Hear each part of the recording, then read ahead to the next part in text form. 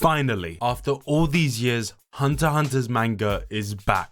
Yoshihiro Togashi is a genius even in a list amongst geniuses. The man has made two of the greatest stories ever, all the while enduring a huge list of medical issues we aren't going to get into here. The important part is that he's back. So, as one might expect, this video will have massive spoilers all the way up to chapter 391. So if you're anime only or just haven't read it yet, I suggest you leave now. If you want to catch up, just know that the last episode of the anime adapts chapter 340 of the manga. Now with that being said, I am just going to briefly summarize the events that happened in this arc, and fair warning, I am going to skip a lot because there is so much here. But before we do that, please remember to subscribe if you like the video, as it really does help us out. Now, let's summarize the arc. Wish me luck. After the tragic events of the Chimera Ant arc, and the strange politics involved in the 13th chairman election arc, Togashi decided to distance itself from Gon and Killua in favor of focusing on Kurapika in the next Hunter x Hunter arc. Tasked as a bodyguard aboard a whale ship towards the new and dark continent, Kurapika's focus is spread thin as he must protect the king's 8th wife, Queen Oito, and her daughter, the 14th prince, Wobble, due to an ongoing succession war. As one might expect, there's a lot of danger to deal with, as 13 other princes with their very own army and completely unique power sets are all out to kill. On top of this, Kurapika has his eyes set on one prince specifically, the 4th prince, Serednik?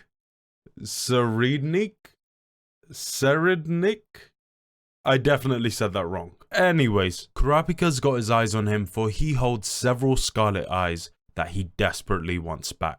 Oh, and on top of all of this, Crollo, the Phantom Troop, and Illumi are all on board as they are out to kill a bloodthirsty Hisoka. Fuck, that's hot. God damn. Holy shit. But anyway, that's a lot. The joke fell apart. Yeah, there's too much going on, and I love it. Okay, so now that that's out of the way, I can finally read Togashi's first chapter back in 2022. There's so much that happened in this arc already, and it doesn't even feel like we're close to done. So, you know, I know that I'm gonna get a lot wrong.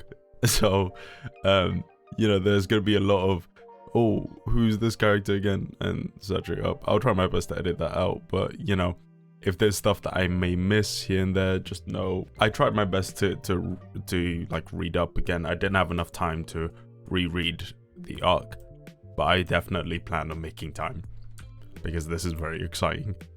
Chapter 391. Togashi's back. He's back. Yay! Okay, let's do this. Oh, that's so cute. It's the terrifying Nen Beast in the back. Then we've got Yusuke and Gon. Oh, that's adorable. Okay, so we're starting immediately where we left off. The gang's warfare. What the hell? Jesus Christ. Okay. Is that just blood splattered? Why am I wearing this? I don't need to wear this. I could just appreciate it. There's no music. The amount of crowd work Togashi does is insane. Okay, and then we've got the snake guy. Oh, okay, so you can turn it into just more than, you know, into more than just snakes. That's a cool Nen ability, you know. That's actually very cool. Imagine having that. Just turn like a fork into a lizard. That doesn't seem very, you know, clean or useful, but you know, you could. What the that's grim. Fistful of weapons. That's a great pun, guys. Amazing pun, but disgusting. Looks absolutely awful. Okay, so we do know that Marina is the front cover for this, so I wonder how much she's going to be the focus in this arc. I mean, if we're immediately starting off with her, you know, might be leading to something. Oh my god, genius. So clever. That's the weirdest thing. Togashi, you weirdo. I love you so much, but you're so weird. Ugh, it's so grim. I don't like how much detail is in that blood-ridden arm. Now it's a machine gun or nail, I don't know. And that looks disgusting. Oh,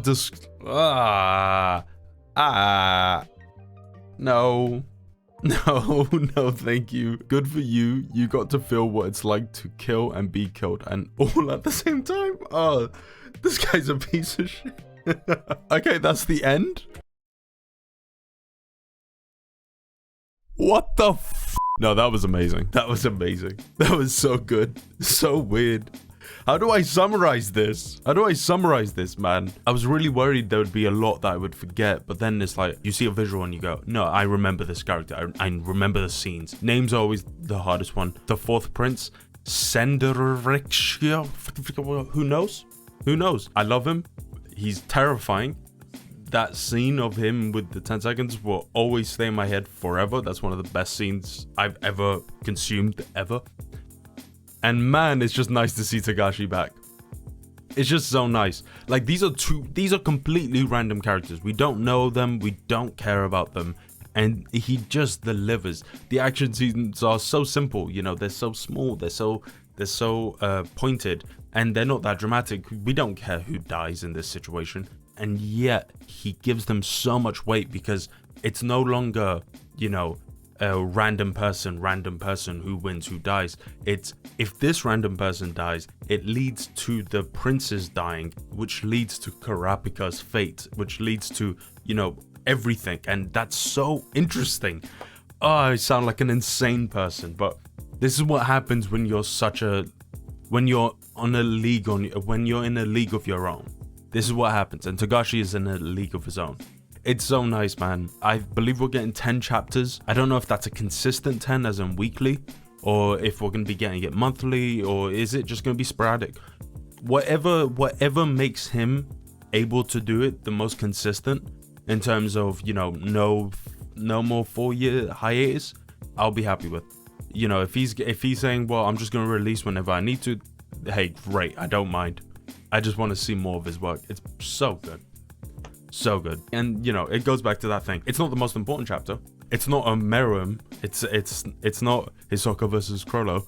It's a very simple, very straightforward chapter, and yet it holds so much emotion. It holds so many interesting politics weaved throughout, and like I can never figure out where it's going. I love it.